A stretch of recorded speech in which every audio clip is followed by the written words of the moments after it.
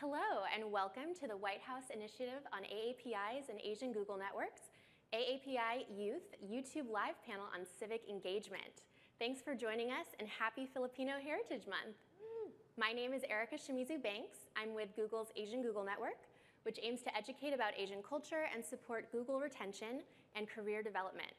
We are here live in Washington, D.C. at Google's office, and we have an awesome panel of AAPI changemakers who represent the diversity of the AAPI experience and are passionate about civic engagement.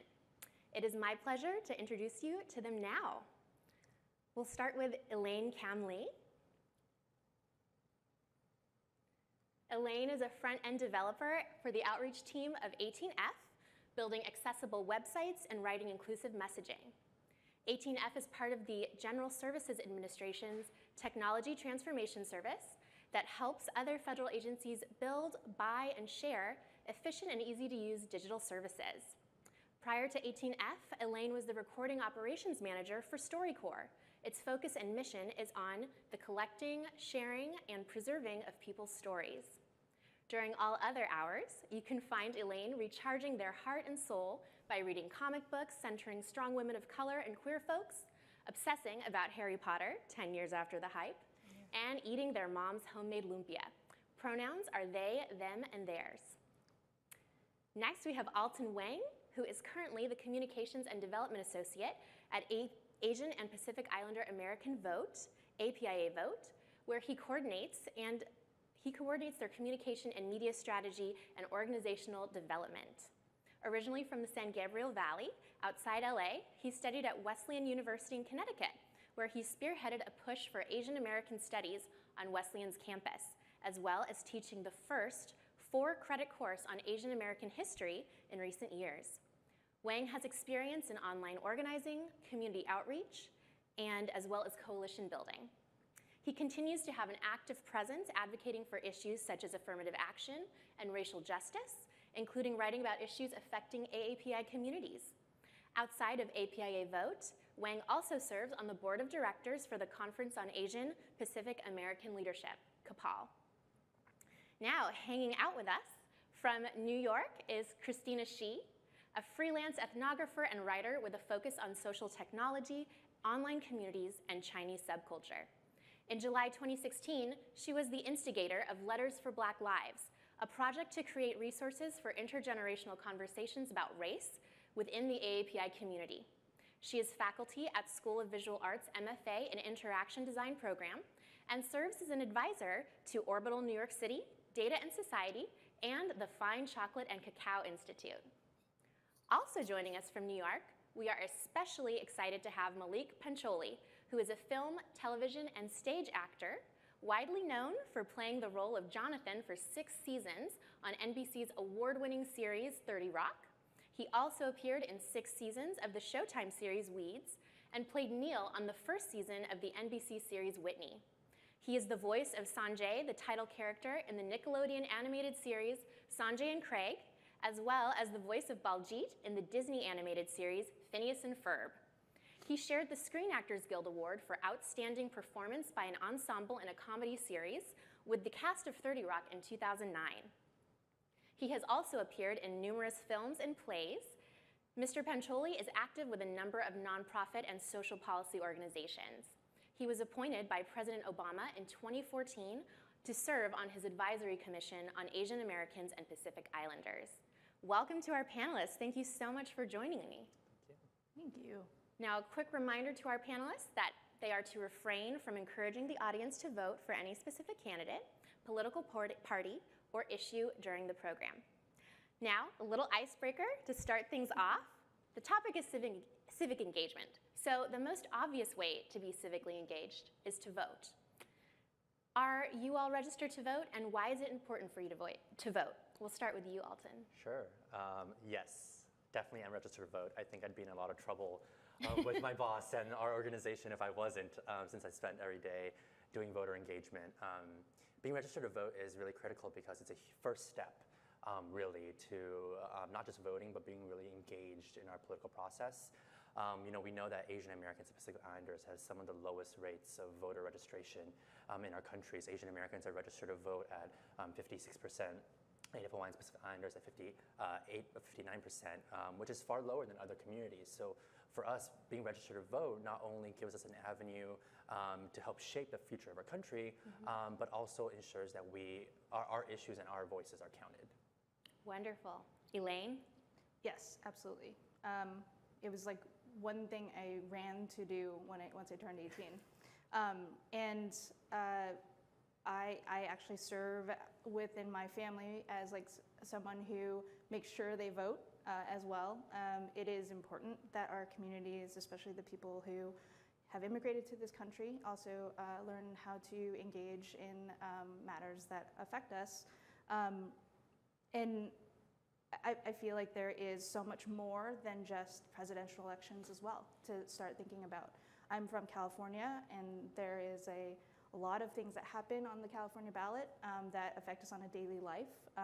Laws, various propositions, measures within cities that you should understand what's happening in your community, as well as different judges, people who are on your city council members, who are on the educational board. There's just so many ways to kind of see how your society is shaped by the way that your vote can really impact. Absolutely. So not just the big ticket items, of course, as we know, the presidential election and their candidates, but all the way down the ballot, right? Absolutely. Wonderful. So we'll go to the Hangout now to Christina. I have a recurring nightmare that I'm actually not registered to vote, so I've checked to see if I've registered to vote like 4 times this month. I recommend you do the same just in case. Good tip. And yeah, registering to vote was really special for me because I actually didn't become an American citizen until I just about turned 21, which luckily for me was right in 2008. So my very first election, I was really excited to finally be able to vote in this country that I've lived in since I was 7. So for that reason alone, voting is really exciting to me because it's a power I didn't always get to have. Awesome. And what about you, Maulik? Hey, I am 100% registered to vote. It's super important to me. Like Christina said, I actually just recently checked to make sure that I was, in fact, registered to vote properly. The candidate that I'm supporting, who I will not talk about on this call, actually had been tweeting a way to check if you're registered to vote, and it took like all of 5 seconds. And I believe that if you aren't registered to vote, it takes just about that much time to go online and register to vote as well. So make sure that you are. Alton touched on this, and I just want to bring up a few more statistics. In the last presidential election in 2012, as Alton said, just 56% of eligible AAPI voters were registered to vote. So only 56% of eligible AAPI voters that could have registered to vote actually registered to vote, and fewer than half of those people actually voted. So those numbers are abysmal. So I think, if we want to have our issues brought to the forefront, and I thought about this a lot. I thought about this with the recent stuff that happened in the Senate around the EpiPen. And you'd hear senators and congresspeople talking so passionately about an issue because they have a personal connection to it. And, frankly, if we're not out there voting and having our voices out there in terms of what we're passionate about and what issues are important to us, they're not going to be argued in the Senate in the way that we want. They're not going to be on our presidential nominees, and hopefully whoever you want to win wins. It's not going to be on their agenda of things that they need to take care of in the next administration. So I think we have a huge responsibility to vote, to get our voices heard. And again, it's super easy to register. It's super easy to check if you're registered. So get registered. Awesome. Thank you, Maulik, and thank you all of you for engaging in that icebreaker with me. At this point, that is all the those are all the questions I have for you, all of one.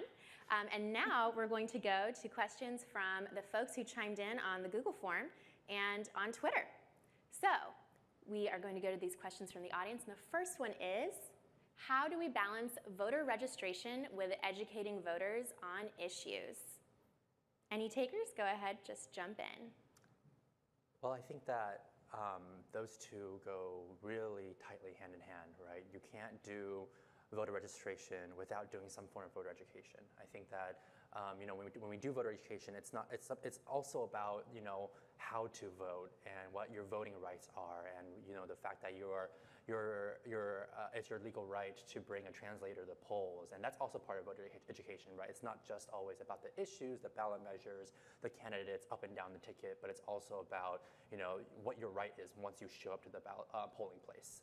So I think that we have to do voter registration efforts alongside very tightly with voter education, because when you're already having a direct contact with a potential voter or hopefully a voter, there's no better time to begin the conversation than right then and there. Awesome. And to build on that just a bit, what are some tips regarding legal rights of voters that folks may not be aware of that you think would be important to highlight, Alton? Yeah, I think one major thing that we've had for the last 50 years with the Voting Rights Act is that it is your legal right under Section 208 of the Voting Rights Act to bring an interpreter to the polls of your choosing, as long as they're not your employer or your union representative. So, if you're stopped at a polling location by a poll worker saying that, oh, you can't help your grandmother, for example, to vote, it's actually your right to do that, so long as you're not employing your grandmother or you're not her union representative. But that's one of the most critical, I think, rights that you have. And for most states, if for some reason you don't show up on the voter rolls, or for some reason they say that you have a problem with your registration, it's also your right to cast a provisional ballot. And that's really important, because what will happen is they will go verify off-site whether or not you were properly registered. And if you were properly registered and it was just a mistake on their part, you want to still have your provisional ballot count. So it's your right to also cast a provisional ballot. Awesome. Thank you so much for that, Alton. Anyone else on how we balance voter registration with educating voters on issues, and also any tips you all might have on legal rights to vote? Well, I think you've covered it for us, Alton. That question was made for you. Oh, actually, sorry. I wanted to build on a quick thing. I believe 18 Million Rising is doing an effort to try to crowdsource translators for polls. So volunteers who are bilingual, especially in Asian languages, are welcome to sign up at their initiative. And they're hopefully going to connect everyone who needs a translator in their language to people who are volunteering. Awesome. Thank you for chiming in with that, Christina. And Maulik? Yeah, I just wanted to say that I think this is a particularly interesting and particularly polarizing presidential election that we're on the eve of, and that I think there's been a lot of mudslinging in this campaign, in both campaigns, in terms of like who's telling the truth and what did they actually say, and what are the facts, what are their real policies. And I actually think that we all have a responsibility to really understand who we're voting for and to be educated. And we're lucky because with the advent of social media and the internet, and the fact that every person out there running has a website where they put down what their policies, what their platform is, I think it's important that people actually take the time to get educated. And when you're talking to people in your community about candidates you're supporting or issues that are important to you, arm yourself with the facts, so that when you have those discussions with people, you can say, this is why I'm supporting this candidate, this is what I believe in, this is why this is important to me, here's what I think this person is going to do about policy around this issue. There's so much information out there, and I feel like a lot of what gets spun is incorrect. It's not factual, so do the research. Awesome. Thanks, Maulik. So yes to education, yes to knowing your rights. Another person chimed in on the form with, how can I help? So I take that to mean, what are some suggestions you all might have on how to be civically engaged? Elaine, would you like to start? Sure. So the team I work with is called 18F. We are federal government employees, working to build digital services in partnership with other agencies. So agencies come to us to kind of talk to us about a problem, and we work with them in partnership to help build the solution. So they're definitely, like my fellow panelists, know a lot about voter engagement, voter registration, and a lot of voting issues, but there are so many other ways to support and help. I'm a front-end developer, so I build a lot of these digital solutions, and everything that we build is open source. So if you all, I know that young folks all over the United States have way more technical abilities than I did at 18 to 24. So there are ways to like jump in and help build on some of these things that the federal government is doing. One of them is vote.gov. It is a one-stop shop source to find out your registry, like your voter information. We have worked on projects that also support the immigration process.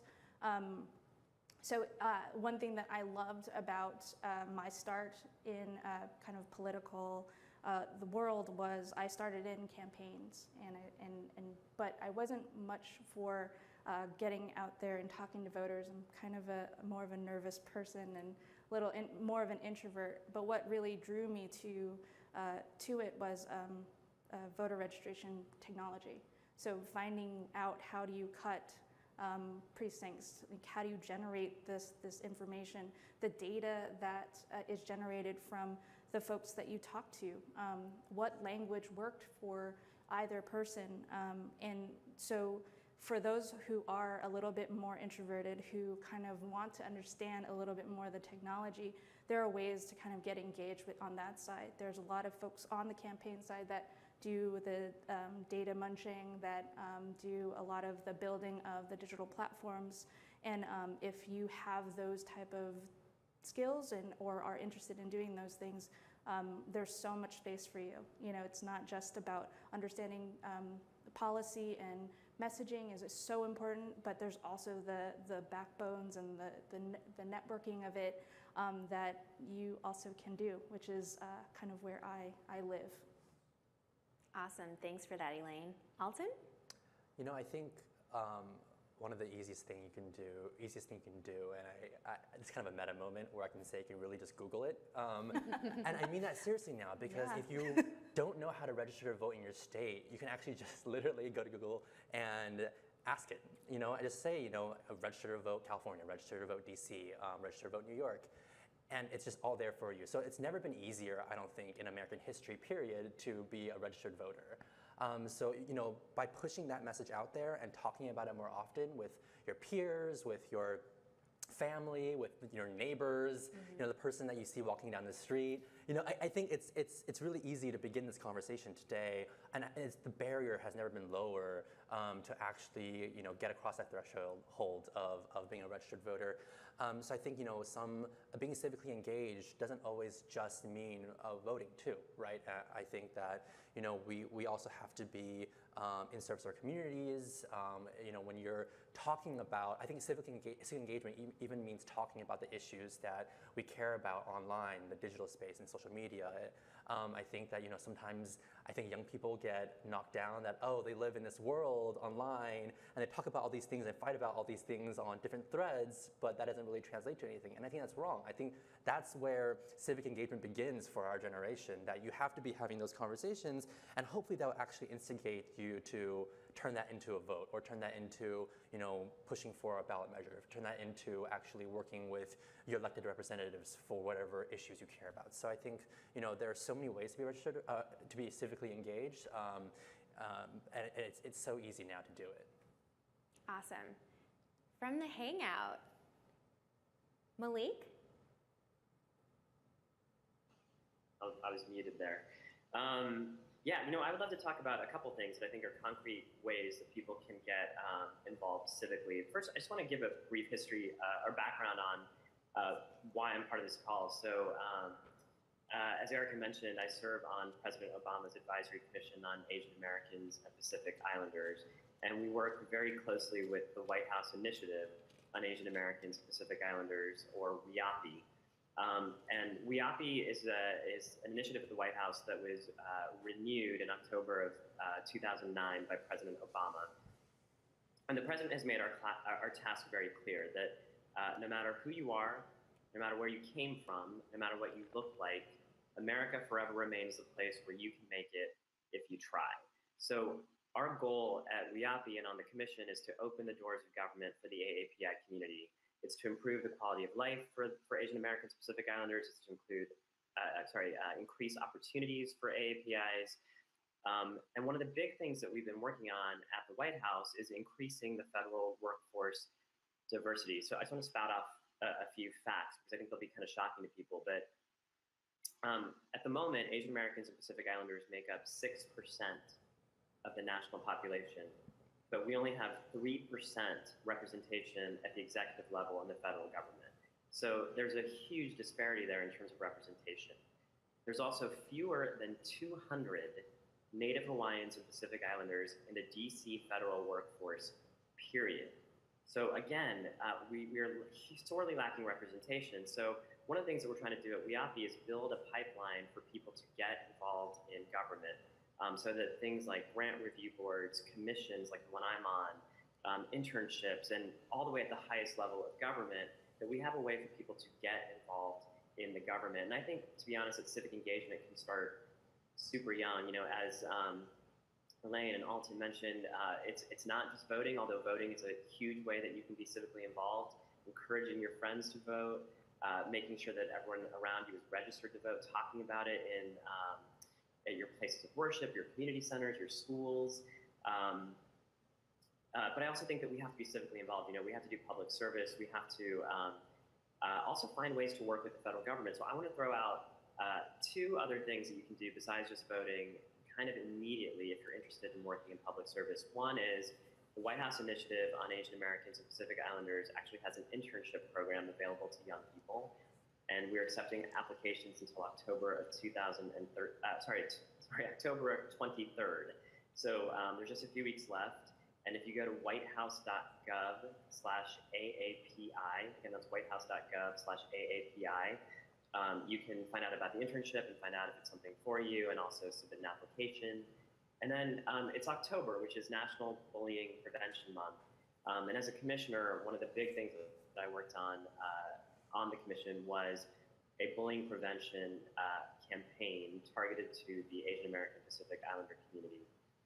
We were finding kind of astounding numbers in terms of our communities that, for example, I think it was in New York City or in the Bay Area, that Sikh American students who wore turbans to school were bullied at almost double the national average. So it's a problem in our communities, and it's a problem that doesn't get talked about enough, and we felt like a campaign to build awareness around it and offer solutions would be helpful. So we launched a campaign called Act to Change.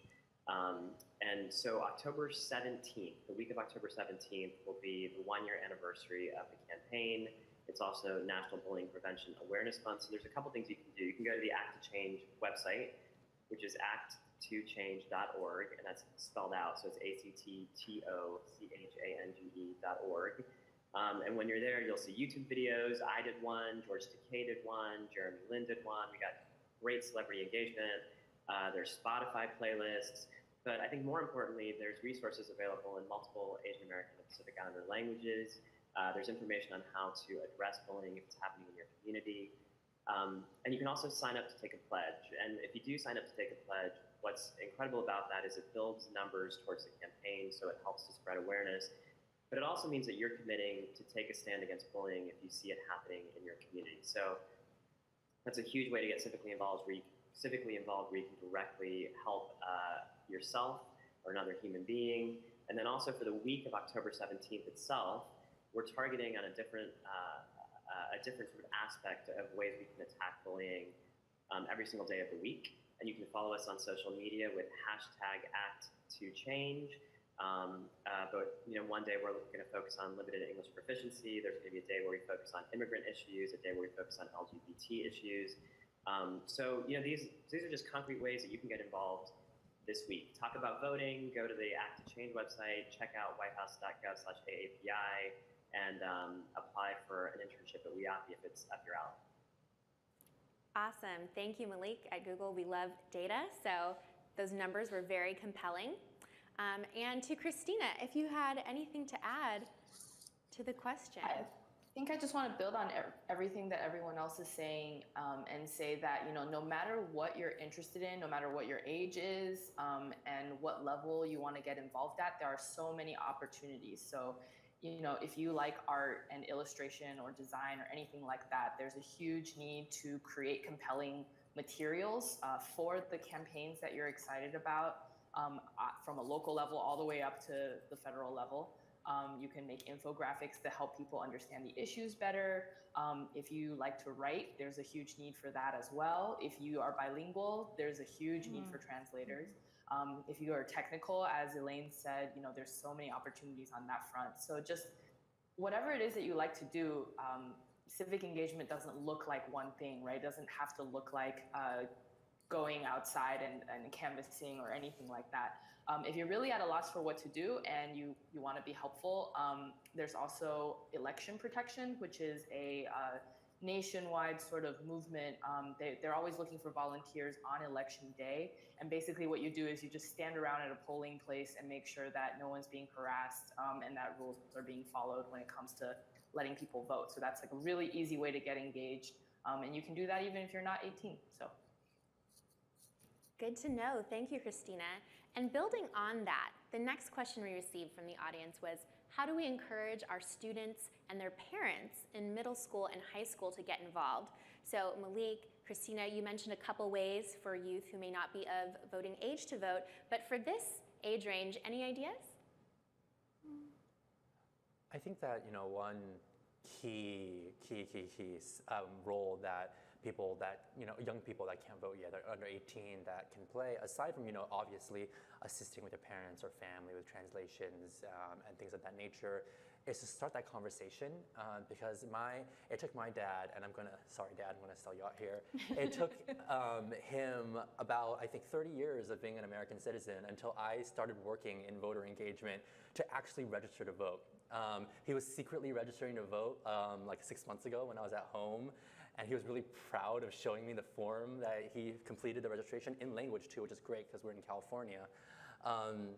So I think that conversation begins with young people, and I think the power of that and the power that you actually might even have over your parents is something you can't underestimate, because I never expected my dad to become a voter.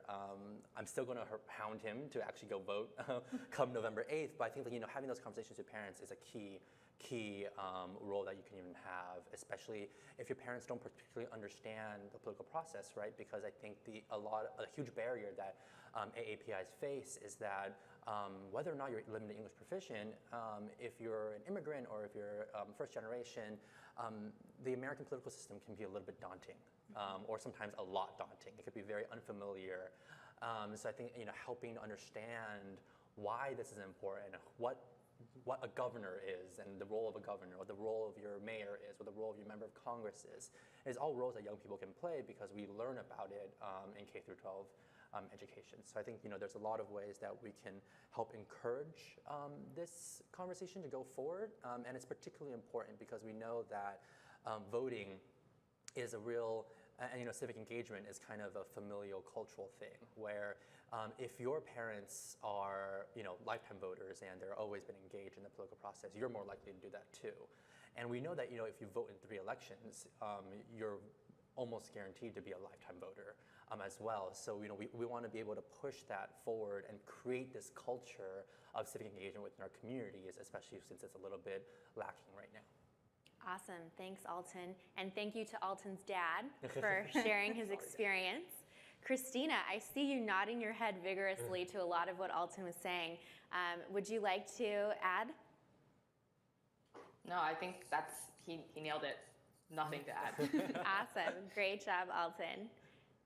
So let's go on to the next question. And Christina, this one I think I'd love to start with you, shifting a little bit from general questions around civic engagement and to some of the issues we've been seeing in the media and in our nation. How can we explain anti-Blackness racism to our parents in a way that they will understand? As the leader of the Letters for Black Lives movement, I'd love for you to give your thoughts, Christina. Sure, yeah. So Letters for Black Lives was something that, never started out as a movement. It was really just something I wanted to do for my parents. I'm a professional ethnographer, which means that I travel from place to place, and my job is to really try to empathize with different groups of people and understand where they're coming from. And after spending a lot of time in China and having conversations with people there, I kind of realized that part of the issue around understanding race in America is that it's super complicated. And as an immigrant who's coming into it, my parents who are first-generation immigrants, they don't necessarily, they didn't have the history, right? They don't really understand all of American history, and a lot of other immigrant parents are in the same boat. And so when they say things that might come off as racially insensitive, it's not necessarily out of this ill will, it's out of a misunderstanding of this country's history. And that's something that as their children, there's no one, as Alton said in response to the last question, there's no one with a better, who's in a better position to sort of help them through that learning process than we are. It can be really difficult because, you know, people have deeply held assumptions and things like that. And so you really, you know, if you want to be effective, you have to come at it from a place of empathy where you don't talk about it in terms that make sense for you, but you try to sort of see where they're coming from and really address their issues and listen to what their concerns are and try to present them with the facts that are important for that. So for me and for Letters for Black Lives, where we tried to start was basic information and materials in our parents' native languages. So Letters for Black Lives was a letter about, you know, personally, like how I feel about the Black Lives Matter movement and things like that. It was crowdsourced, so hundreds of people actually worked on it together, mostly first and second generation Asian Americans. But it was basically some basic information about what Black people have dealt with in this country over the centuries, and we translated that into over 20 languages, all sorts of East Asian, South Asian, Southeast Asian languages. And the goal there was really to try to reach our parents in a way that made sense for them.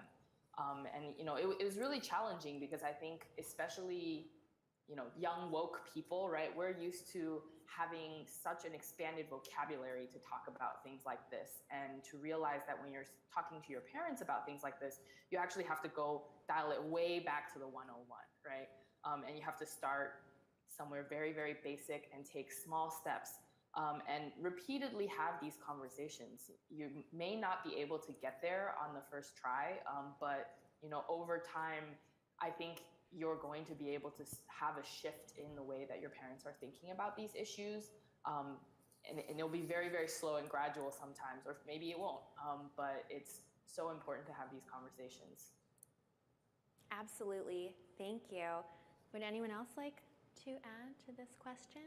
I just want to thank Christina for writing those letters, or starting it, and all the folks that like came in and wrote those letters. I think I didn't actually send the letter, but I used it as a template to talk to my own parents. And I've been talking to my parents about race and the various parts and the different facets of it within this country for years, and like it's been so helpful to have more tools come out to kind of help my parents, who are also immigrants, kind of understand what's happening, but also how they see themselves within it. So thank you, Christina. I really appreciate that. Maulik? Yeah, and I think that, sorry, go ahead, I was just Christina. gonna say, you know, one thing that I think is really important is building tools. And you know, this goes back to the other question about how to be civically engaged too. The more you can build resources that other people can use, the easier this gets for all of us. And that's, I think, especially important within the AAPI community, because there aren't as many resources that are geared towards us as other groups necessarily have. So it's really up to us to build those tools. Awesome. Maulik? I just wanted to, Christina, thank you so much. I feel like the work you're doing is really, really, really amazing and so important. There was something that Christina said that I just wanted to like highlight. She talked about approaching it from a place of empathy, which I found so touching. You know, and I think there's been a lot of talk lately about you know, inherent bias, and do we all have biases or not? And I feel like one way to approach these kinds of things is to admit your own shortcomings and say, you know what, I've got these issues too, and I'm wondering if you do as well in a conversation. Or I think, you know, also as people of color ourselves, to talk about the things that we've faced and say that, you know, if we can relate to that, and how must other communities feel. So just wanted to highlight, I think, what you said about empathy and how it's how incredibly important that can be in these kinds of really sensitive discussions. Awesome. Thanks, Maulik. And a little personal note here, as both a Japanese American and an African American, I too thank you, Christina, for kicking off this movement of letters for Black Lives, and also a big shout out to my friends who contributed to that, and just a big thank you to the community for the outpouring of encouragement and circulation and conversation around that issue, even from my mother, who now lives in Japan, but has African American members of her family and raised African American children. There were still issues that came up that were very much in conflict with her understanding coming from her perspective as an immigrant, as a Japanese immigrant. And to this day, we still have conversations about the differences in our experience. And it wasn't until, honestly, certain issues related to racism really affected our family personally that she came to understand how important and how deep-seated these issues were and how important it was for her to be engaged. So I see all of that echoed in the Letters to Black Lives movement, and am just really grateful that that conversation is being carried forward and needs to continue. So my little plug aside. Going more into other social issues, specifically affecting youth, what would you say some of the most pressing issues affecting our youth are that you've experienced in your work or that you're addressing in your work? And how are you working to alleviate them, or how can we as a community help to alleviate them? Alton? Yeah, so I think part of my work and APIAVote's work is to better understand where the Asian American Pacific Islander voter comes from, what their background is, what they're thinking, right? So we did a research study with other partners, Asian Americans Advancing Justice and also AAPI data earlier this year that released in May, kind of figuring out what important issues are affecting our communities and where we stand on them. And I think some of the most important issues that affect AAPIs broadly, and also especially young Asian American Pacific Islanders, are things like education, like healthcare, things like gun control. Those are all issues that really also do affect our communities and that our communities care about. I think there's sometimes a question that I get asked a lot, and that's, what are the Asian American issues? What will drive Asian Americans to the polls, or what would drive Asian American conversation around X and Y, XYZ? I think, what I always say back is like, Asian American issues are American issues. American issues are Asian American issues. There may be things that more directly affect Asian American communities, like, disparities in education when we disaggregate the data. I think, Maulik mentioned bullying is also a big issue in our communities, but, things that our community cares about and young people care about today are what, Americans care about broadly. So I think that's really important to know as well. Just today, the National Asian American Survey was released, and you can totally just find this online now, where it also gives us a better in-depth sense of where, Asian Americans of all ages, Pacific Islanders of all ages are coming from, and I think that's really important to be able to address these conversations and these issues by actually knowing what the issues are, because sometimes we can anecdotally say, we believe, I believe in this, but it's sometimes hard to actually back that up with other numbers there. So those are actually really important. So the issues that young Asian Americans care about really are already in the national conversation, but we just need to be sure that when we're talking about these issues, that we're also including the how it particularly affects our communities. Absolutely. And Maulik, I'm going to pick on you a bit to talk about the anti-bullying initiative you've been working on. Yeah, I just want to also bring up, just in terms of like issues facing young Asian Americans and Pacific Islanders, that I think our community's been really hurt by the idea of the model minority myth, and the idea that all Asian Americans come from well-educated, wealthy families, we're all doing great, when in fact that's not the case. Our communities are extremely diverse. We come from 30 different countries, 30 different ethnic groups. We don't all look the same, and in fact, a lot of Asian American and Pacific Islander youth need help getting to college and being able to pay for college. They need help around healthcare. They face immigration issues. So I think the idea that, what I talked about earlier before too, about we need to get more people involved in the government so that our issues are actually being met head on and not being met by people thinking they know what our issues are. So I think that our communities do struggle with a lot of the same issues that other people struggle with, and that there's often this idea out there that we're doing just fine, especially compared to other minority groups or other racial groups. So that's not necessarily the truth. Yeah, so I kind of plugged Act to Change already. So hopefully you guys know about it. You know, the website again is acttochange.org. But just to reiterate, you know, we were just finding there's a lot of community organizations on the ground that had done work regarding what's going on in their specific communities. For example, the Sikh Coalition had done some studies around the country, and what we were finding was the rate of bullying they were saying that Sikh American students were experiencing was super, super high. But we also found that in other communities, not just the Sikh American community, but in other Asian American communities as well. But often we were finding that that didn't reflect the real numbers that we were seeing on the federal level in terms of what was being reported and the information that the Department of Justice had. So we knew that there was a disparity, that either numbers weren't being reported or there was a reason why people weren't filing claims. And so some of the things we found is that there's issues around language access, that often parents wouldn't know how to file a claim, that there might be social issues around fear of approaching a school, that things might get worse if they did talk about it with teachers or administrators. Often we found that teachers were not culturally sensitive and aware of issues. I think one of the most shocking stories I heard, we did 29 listening sessions around the country where we met with students, teachers, parents, community leaders. And so we heard a lot of stories. And I remember hearing a story about a kid who wore a turban, who didn't hear what the teacher said, raised his hand and said, "I didn't hear what you said." And the teacher said, "Well, maybe if you took that thing off your head, you'd have been able to hear better."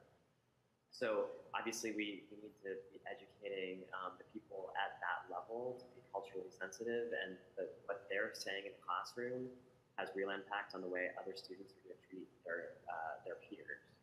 So we've just done a lot of work around it. We have a lot of work left to go, and so I would just say please get involved. Again, you can go to the website, take the pledge, tell your friends about it. The week of October 17th is going to be a big push for us in terms of especially Twitter. You can follow us with the hashtag #ActToChange. You know, and I would also just say that if you're experiencing bullying or you know someone who is experiencing it, just to take a stand against it, to speak out. You know, the avenues are to talk to a teacher, talk to an administrator, talk to your parents. If the school does not respond, you can actually file a claim with the Department of Justice and the Department of Education, and they have an obligation to get involved, and they have in the past gotten involved with taking school boards to task. So you have the right to feel safe at school. Absolutely. Thank you so much for reiterating those programs, Maulik. Elaine? I just wanted to throw it out there that young people, I got my start in youth organizing. I am very far away from being a youth now, but I'm so inspired by what young people do. They are, you know, I think we could probably talk about what we have done for young people and how we do it in our work, but because of the internet, because of technology, because of how easy it is to learn how to code or kind of gain skills around doing things on your own, young people have been so inspiring. I mean, the stuff around taking the cue of Colin Kaepernick and taking a knee during something, we see high schools across the country participating in that. You know, young people make amazing videos and GIFs and tell stories through memes, and I think it's more of, for me, it's about learning from you. You know, I think I am so inspired by how creative the generation after me is, and I would love for, you know, as Maulik was talking about, think about working in the government, taking those talents and you know, making your way over into the federal space and serving for doing public service. There are so many things that we do in terms of building digital services. At some point, this will no longer be digital services. It'll just be services. You will not have to, you know, as we kind of move through kind of into the future, the things that the federal government provides people will have to be online, will have to be accessible from any browser, from your phone, from any piece of technology equipment that as this becomes more and more available. And so, you know, you all are already generating such amazing talent in doing this work that like you can do that here, you can do that in nonprofits, you can definitely do it in the federal government, which come on over, hang out with me. Great. Christina, final point to add on this question? Yeah, I think I just want to echo what Elaine said. Young people are way ahead of us.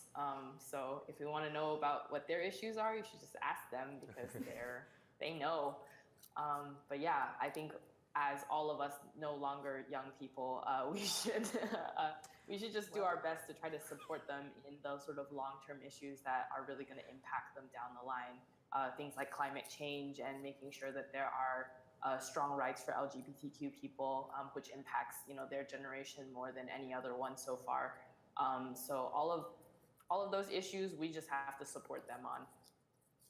Absolutely, and thank you for that, Christina.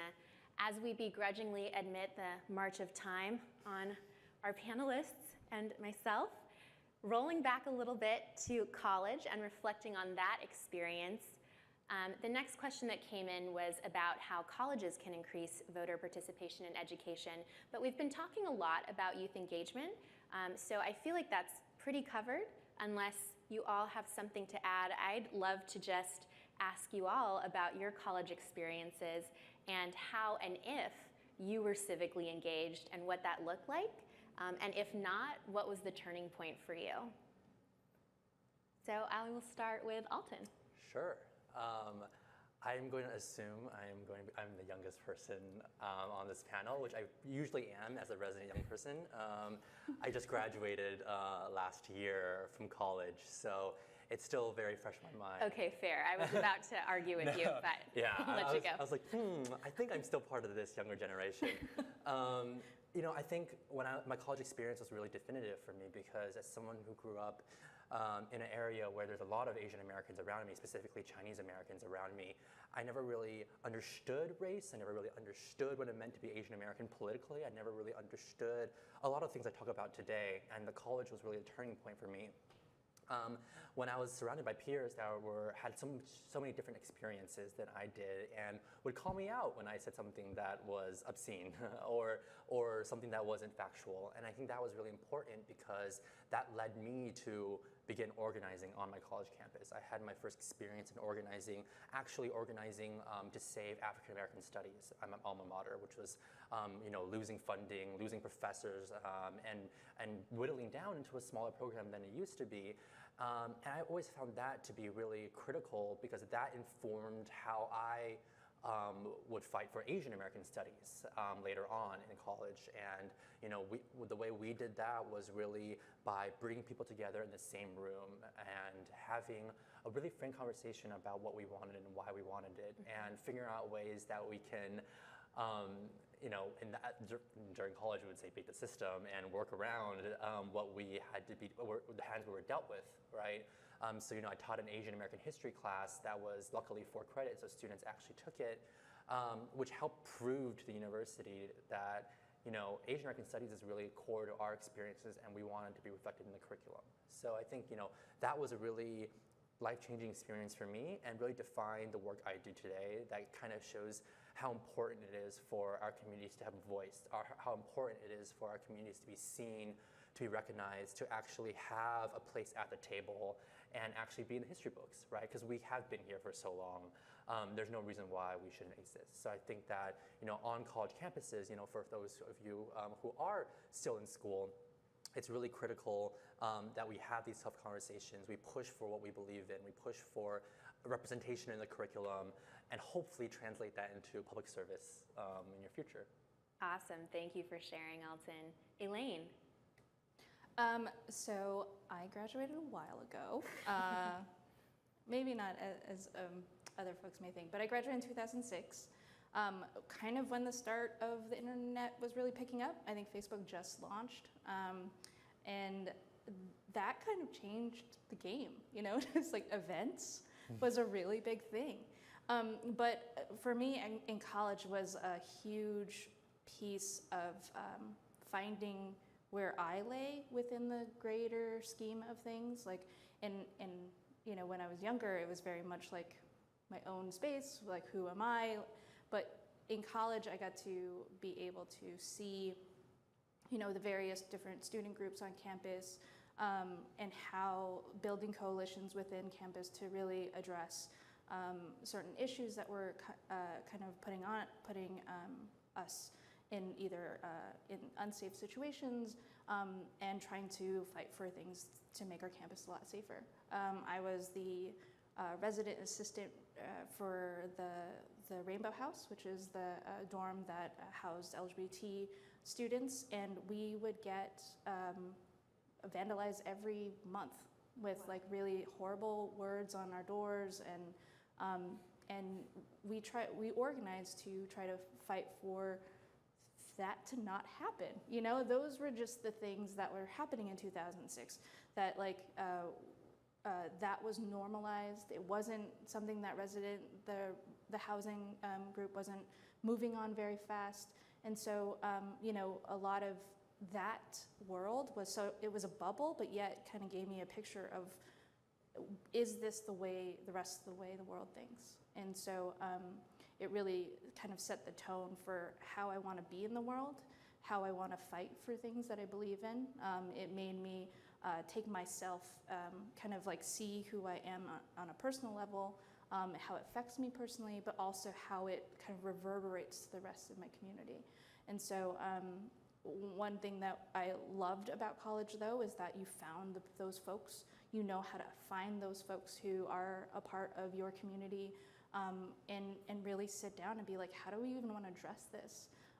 Organizing came naturally for us because of that type of stuff. And so, not naturally, there was a lot of bumps, but it taught us to like fight, and it also taught us that we needed to be organized, that we needed to have systems, that we needed to have an agenda. It also taught us how we needed to have action plans, and that like to also love and cherish and honor the small victory and the small wins, because that's what it is. Like change is so small and so slow, and that like moving along with it and honoring and loving those moments kind of gave me the perspective of gave me the perspective that I will probably always be someone who wants to serve, and serve community, serve the public, and all that. That's very inspiring. Thank you, Elaine. Maulik, I'll come over to you. Yeah, my gosh, I'm so inspired by you guys. I 100% guarantee that I'm the oldest person on this call. I was in college forever ago, and I'm going to be really honest here. When I was in college, and I talk about this pretty publicly, so it's not some great admission here, but I actually did a lot of hiding out in terms of my ethnicity, in terms of my sexuality. I was closeted. I didn't really want to engage with the other South Asian student organizations on campus or international student organizations. I think part of it had to do with this idea that I was in studying theater. I wanted to be an actor. There weren't really a lot of people who looked like me, if any, on television.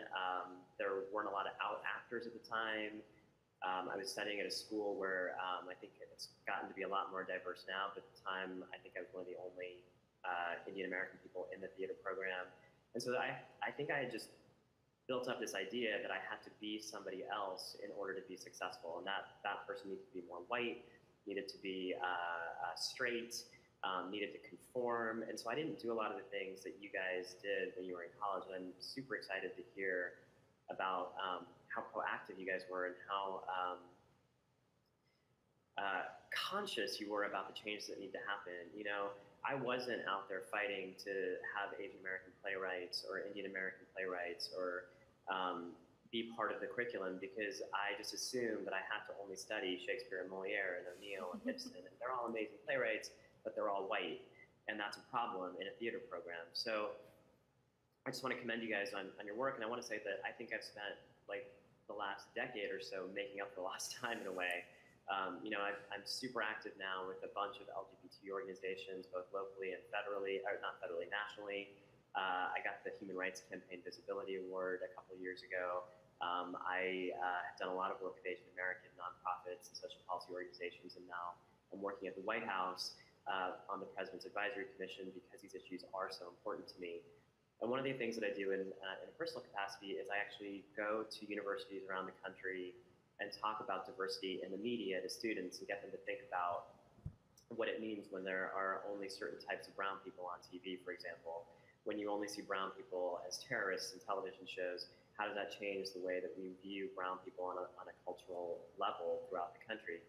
And I talk about where I think television in particular, because that's the medium in which I work in the most, has changed. And now I am on the ground fighting for things. You know, I did a pilot for a television show last year, and I played an Indian American character in it. There were some jokes that I found racially offensive. And before I signed on, I talked to the creator and I said, why are these in here and what can we do about them? And they got changed. I did a Broadway play last year, and there were some questions on, because I was playing the role, should we make the part more Indian? And I was like, I don't think that's necessary. And I had to talk with the director, and I fought for that change. So I'm doing these things now, but in a way I would just say to college-age kids out there, you can do it right now. You can do it on your college campuses. So, you know, look at Alton and Christina and all of you guys in this panel. Like, what you're doing is amazing. So thank you. Well, thank you. That was very inspiring, and clearly you've hit the ground running. So thank you for sharing that, Maulik. And finally, last but not least, Christina. I like that everyone is like, I'm definitely the oldest person. I'm the, but no one can tell because we're all Asian. So like we're 25 forever. So when I was in college, I was actually really involved in activism, but of a totally different kind. I was really involved in free software, open access, things like that. So it was a very different brand of activism, had basically nothing to do with the Asian American community at all. But it still taught me a lot. I think like college is such a great time to experiment and just like try different communities, try different causes, you know, just like try to learn as much as possible about different things. And all those skills come in so handy. So all the organizing I did for the open access movement that we were doing back then made me so comfortable with organizing hundreds of strangers in Google Docs, which is basically what Letters for Black Lives was. So it was a skill that I think directly translated into the work that I would go on to do later.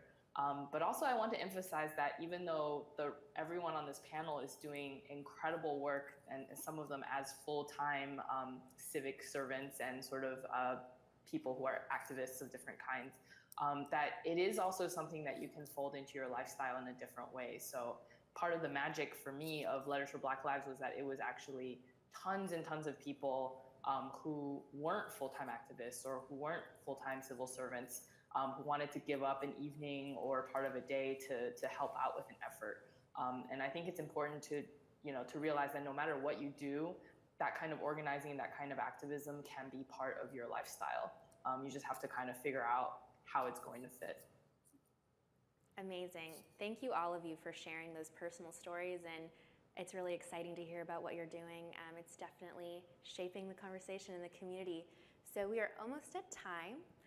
To close things off, I'd like us to end with maybe one sentence encapsulating what you'd like to convey about civic engagement before we wrap. So we'll start with Elaine. Oh, I